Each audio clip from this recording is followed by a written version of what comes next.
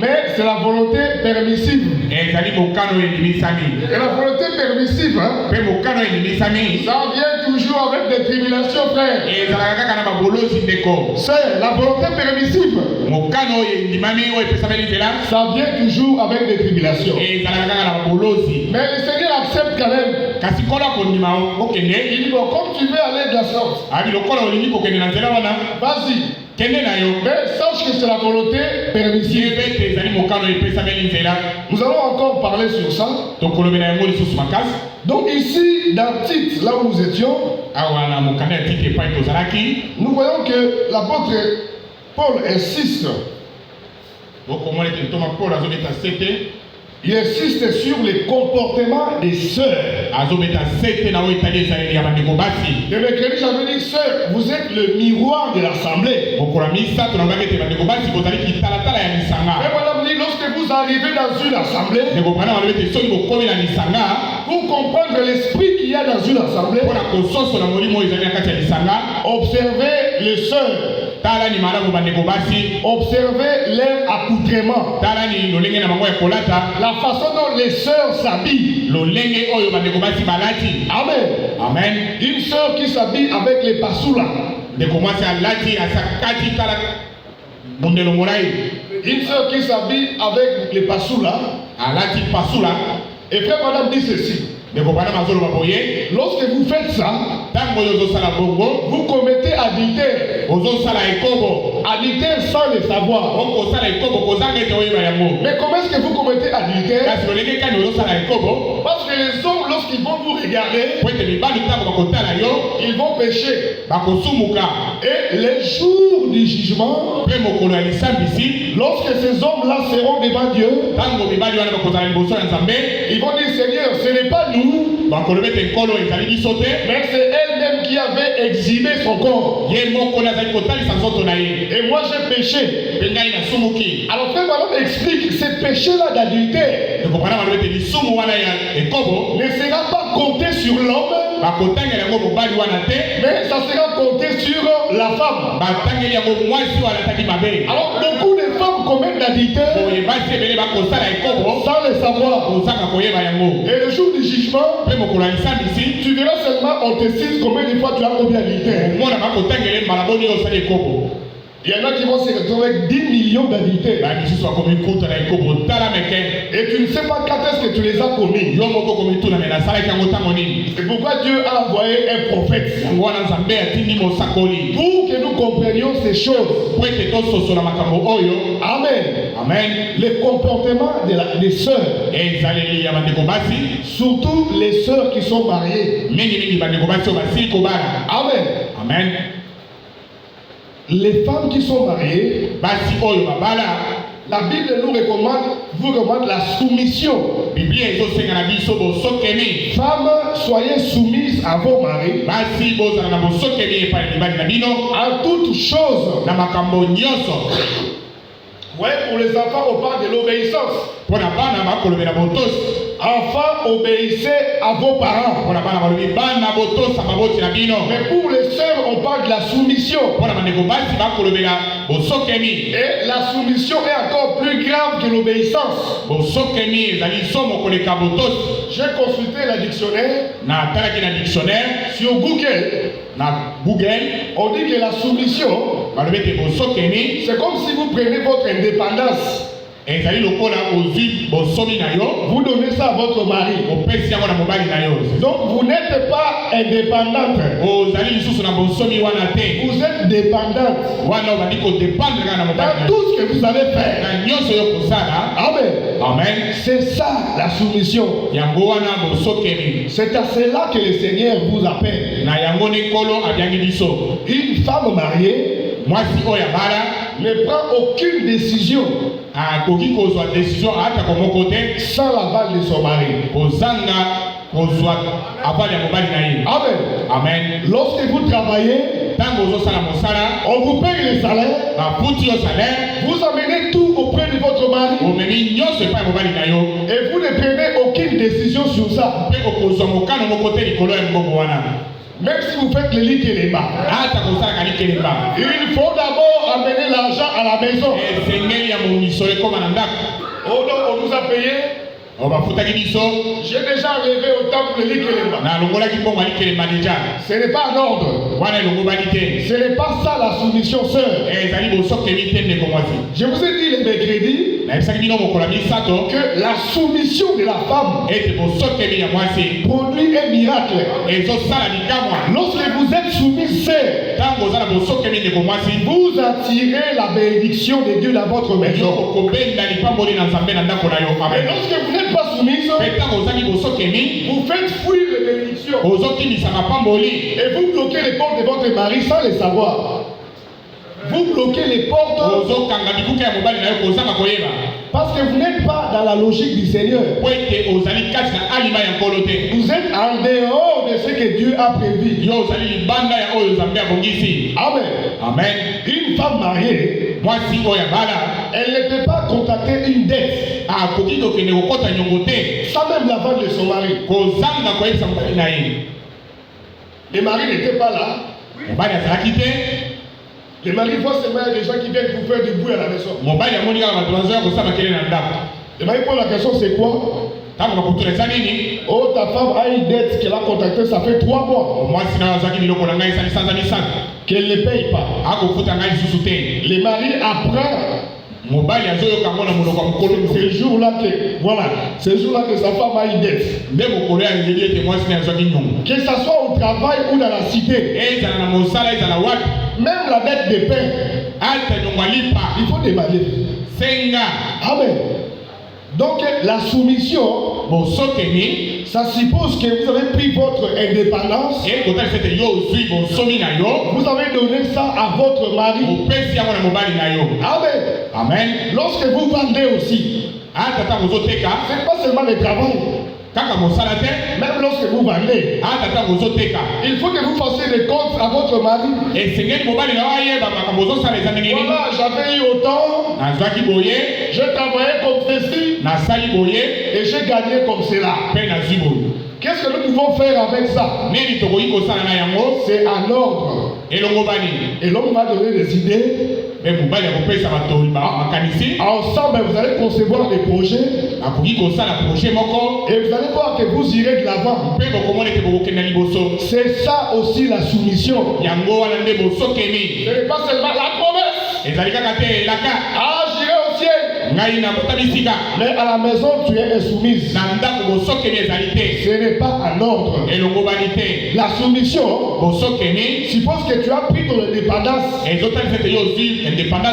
Tu as donné à ton mari. Il y a même des sœurs qui disent, elle sélectionne même des choses qu'elle mettra en pratique.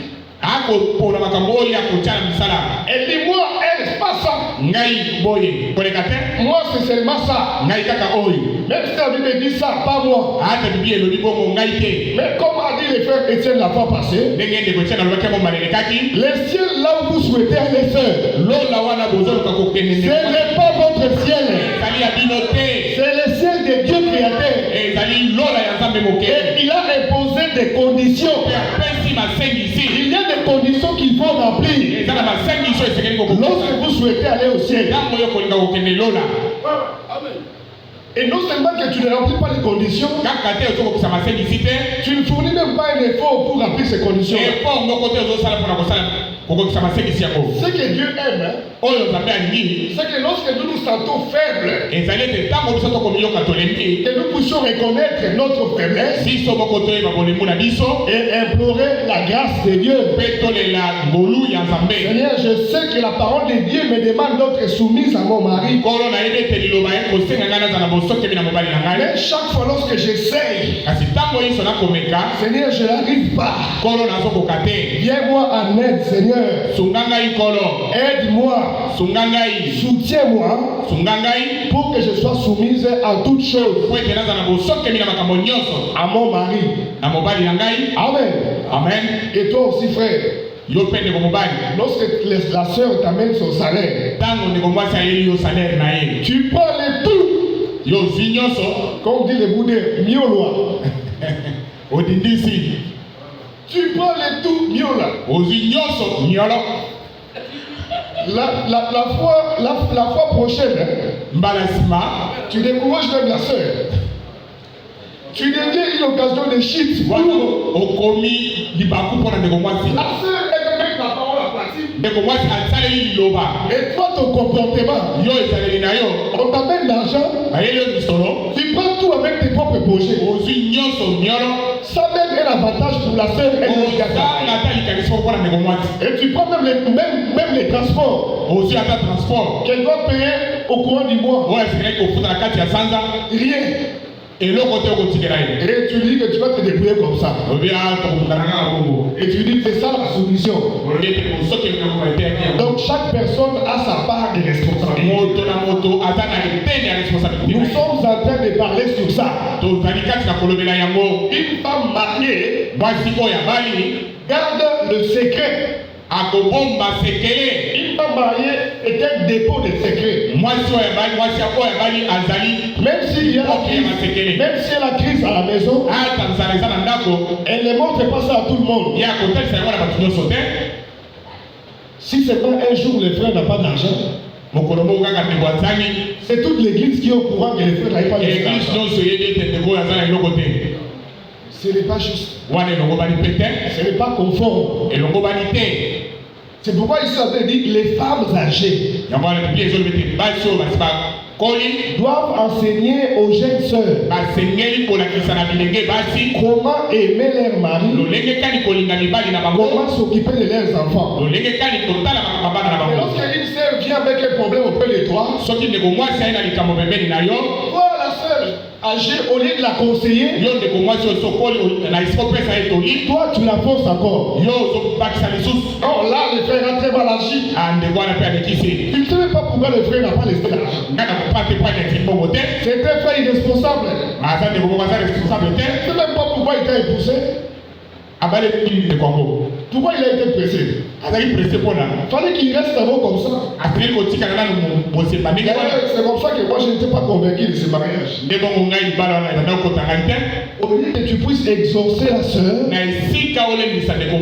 parce que toi tu as la maturité, parce que toi tu es né de nouveau, mais toi tu enfonces encore la soeur dans les mains. Depuis que mon mari m'a épousé, il n'a jamais acheté un habit. Il y a des secrets que les femmes mariées gardent. Lorsque vous êtes une femme mariée, même si vous êtes jeune, vous êtes appelé à grandir automatiquement. Avoir les choses de la manière des anciennes. Et c'est ça aussi le rôle des femmes âgées. Ce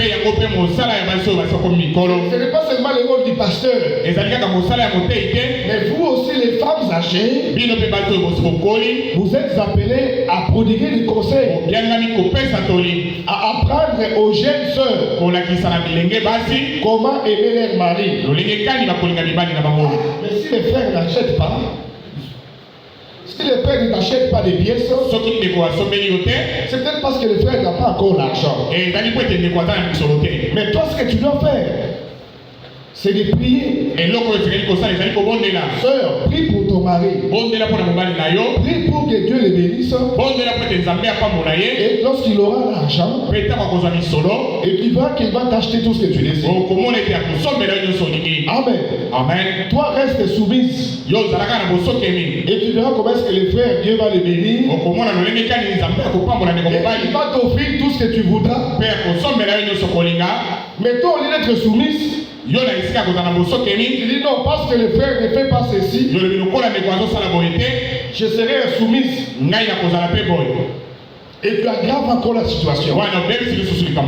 Et tu vas même loin jusqu'à dire, je pense que mon mari ne m'aime pas. Oh, mais s'il ne t'aime pas, comment est-ce qu'il t'a choisi? Parce qu'il y avait nombreuses femmes. Mais le frère a porté son choix sur vous. C'est au départ parce que le frère vous aime. Amen. Amen. Mais la chose qui va renforcer encore l'amour que les frères avaient envers vous, c'est votre comportement. C'est votre soumission dans la maison. En réalité, la chose qui attire vraiment les hommes à la maison, c'est la soumission. Amen. Amen. Lorsque une sœur est soumise, lorsque une sœur est obéissante, lorsque une sœur s'humilie envers son mari, il attire ton mari à la maison. Amen. Amen. Et le mari n'aura pas à rester dehors. Parce que la soumission des femmes, ça procure la paix à l'homme. L'homme se trouve de la paix dans sa maison lorsque sa femme est soumise. Mais lorsque vous, la sœur, vous n'êtes pas soumise, vous mettez votre mari dans une position inconfortable. Les hommes aiment sentir qu'il est en train de dominer aussi. Même s'il est faible, même si on le domine ailleurs. Mais quand il arrive aussi dans sa maison, il est aussi sentir que c'est moi qui suis le chef. Mais toi tu me dis, c'est seulement ici que tu veux faire ça. Et là, quand tu es là-bas, tu vois comment est-ce qu'on te malmène. Ce n'est pas ça le langage qui doit sortir dans la bouche d'une sœur de nouveau. Donc, sœur, votre comportement produit un miracle. Et par votre comportement,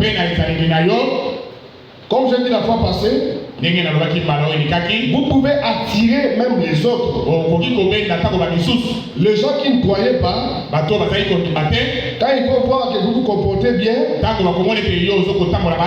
vous allez les attirer. Amen. À venir croire à votre Dieu. Mais lorsque ces gens voient que vous qui croyez, vous vous comportez très mal, ils sont découragés. J'avais dit la fois passée.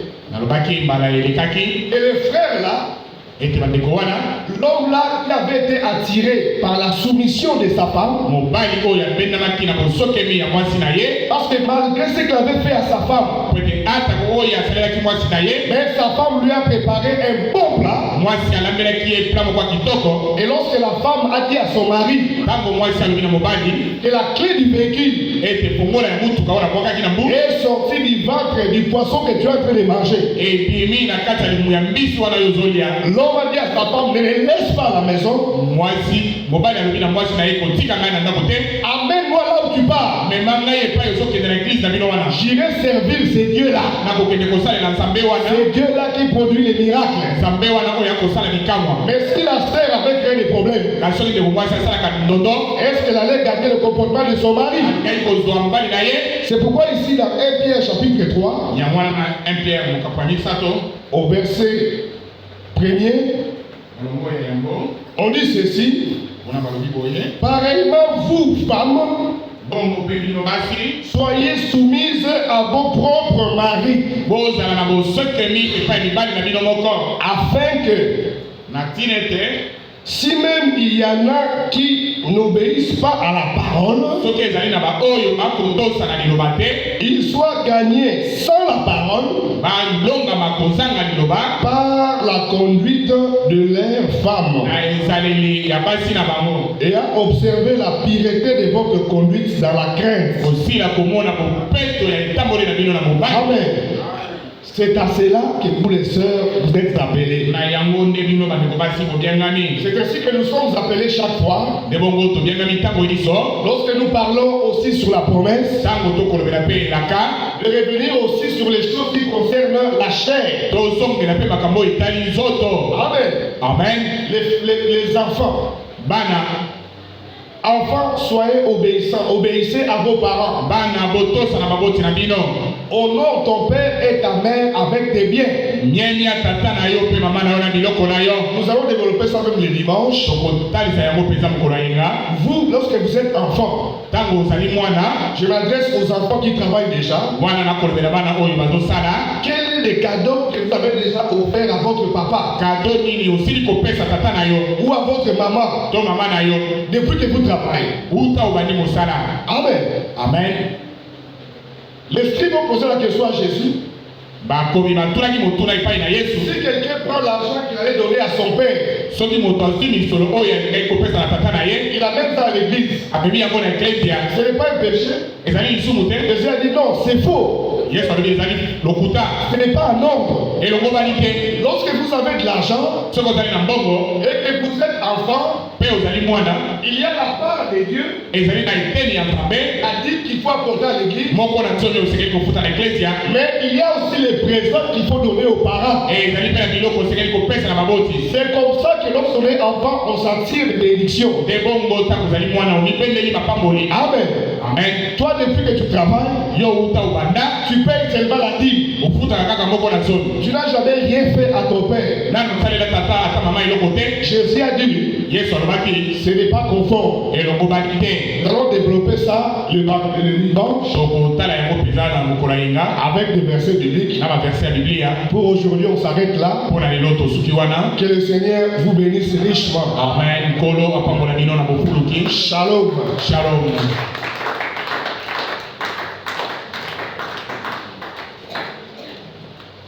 Que Dieu bénisse le feu Pacheli. La très bonne parole. En tout cas, que le Seigneur t'ajoute encore pour que le dimanche qu'on vient manger, qu'on vient se réjouir. Vous savez, est-ce que vous avez déjà posé la question, pourquoi Dieu demande toujours à la femme d'être soumise à son mari?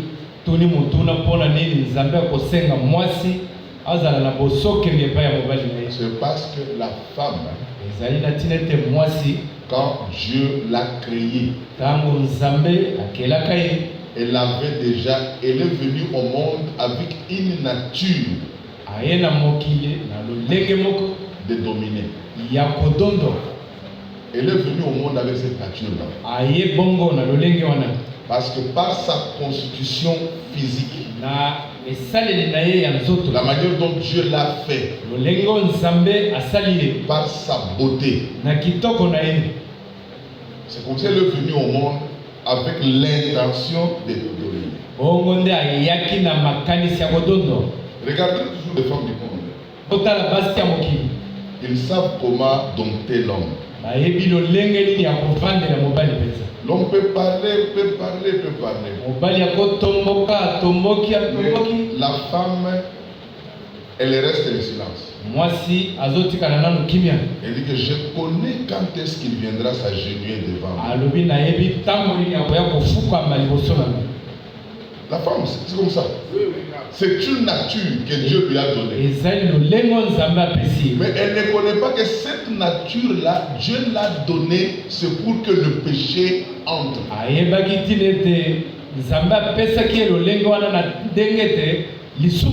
C'est comme ça Ève était. C'est le diable qui l'a tout appris. Maintenant il est allé vers son mari avec l'intention de dominer sur l'homme. C'est là que Dieu est descendu. Dieu a tout corrigé. Il a montré à la femme sa position. Il dit que l'homme doit être chef. Et toi tu dois te soumettre. C'est un miracle. Il faut que la femme se soumette.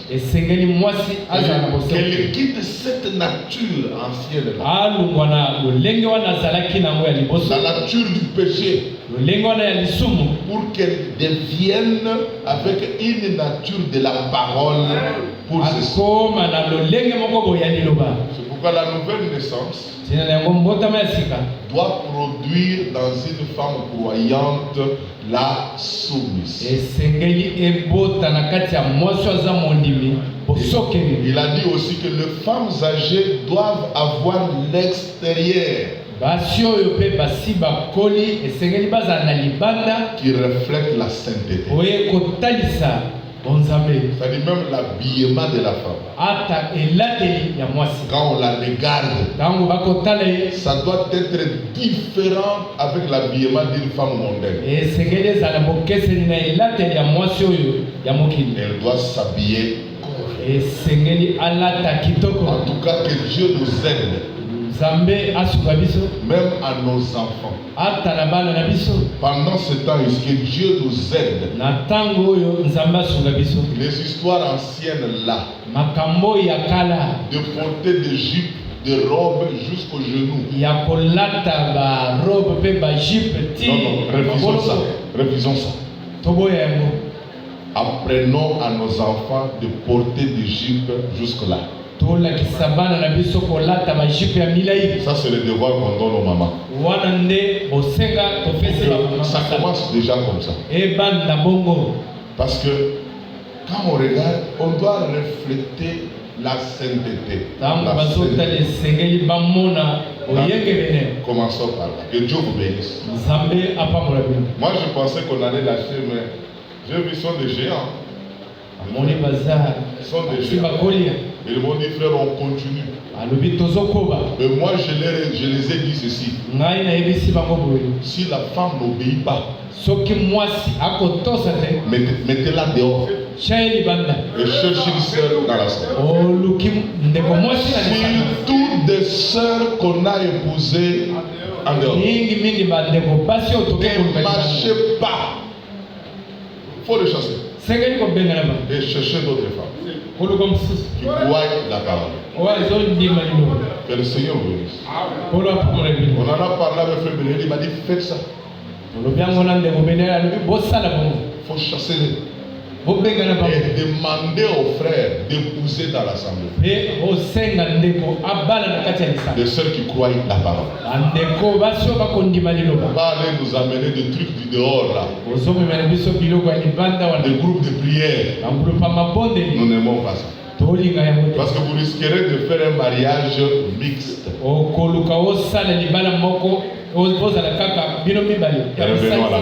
Que le Seigneur vous bénisse. Avant de prier, notre sœur a fait des programmes un peu compliqués. La sœur. C'est ce qu'elle a dit. Pour dimanche. Ok. Heureusement que. Parce qu'hier nous étions là. Elle nous a dit qu'on doit enterrer le dimanche. Nous, pourquoi ce programme comme ça? Et nous a demandé si on pouvait aller prêcher le samedi. Nous avons dit bon, on va voir comment. Bon, comme le frère a dit, ce n'est pas confirmé, on attend. Ah, la salle est occupée pour demain. Ah, c'est bien. D'ailleurs, que ça tombe bien qu'on amène ça même lundi, mardi. À la maison, mon épouse m'a posé une question. Elle a dit pourquoi on doit aller s'éteindre du deuxième degré? J'ai dit non. Même dans la loi, papa et maman, quand ils meurent, c'est le premier degré. On doit accompagner notre soeur parce que son père. Sa mère est morte, elle n'était pas malade. Subitement, elle va dormir là-bas. Après, comment ça? C'est comme ça. Après, elle est partie. Elle est allée mourir dans la maison de sa fille, au camp Kokoro. Mais le deuil est à Kingabwa, sur l'avenue Ngungu 32. Vraiment, prions pour eux. Que le Seigneur amène la paix. Et prions pour nous-mêmes pour la parole. Demandons que Dieu nous parle encore dimanche. Créateur du ciel et de la terre, le Dieu d'Abraham, le Dieu d'Isaac, le Dieu d'Israël. C'est une bonne parole que nous venons d'entendre. Nous te demandons, Seigneur, parce que nous voulons nous appliquer à cette parole. Parce que le ciel a ses exigences. Seigneur, nous ne pouvons pas y aller au ciel comme des mondains. Nous voulons y aller comme des croyants. C'est pourquoi, Père, ce conseil de la parole, nous voulons la vivre, la mettre en pratique dans notre assemblée. Seigneur, nous voulons avancer avec la parole, la croire totalement. Nous voulons avoir dans cette assemblée le reflet extérieur qui reflète la sainteté, qui reflète la parole, Seigneur. Les gens du dehors ont besoin de voir ça. Parce que la foi, c'est toi Dieu qui la voit. Mais l'extérieur, c'est le produit de la foi que le monde doit voir. Merci notre Père. Bénis nos frères Pacheli. Bénis tous les prédicateurs de cette assemblée. Même le diacre, Seigneur. Bénis toute l'assemblée en général. Nous sommes arrivés à la fin de l'adoration. Mais avant que nous partons, souviens-toi de la famille éprouvée. La sœur Annie Batibanga. Que tu les aides, Seigneur. Que tu leur accordes le moyen pour qu'ils enterrent leur maman. Dieu puissant, apporte la consolation dans le cœur parce que le cœur est brisé, le cœur est blessé. Mais c'est toi qui dois fonder cette blessure. Merci notre Père. Nous croyons le dimanche, nous y serons ensemble, partageant la parole avec les frères et les sœurs. Bénis le frère Pacheli, que tu lui ajoutes encore pour que ta parole soit apportée au nom du Seigneur Jésus-Christ. Amen. Que le Seigneur vous bénisse. Nous allons sortir pour se voir dimanche.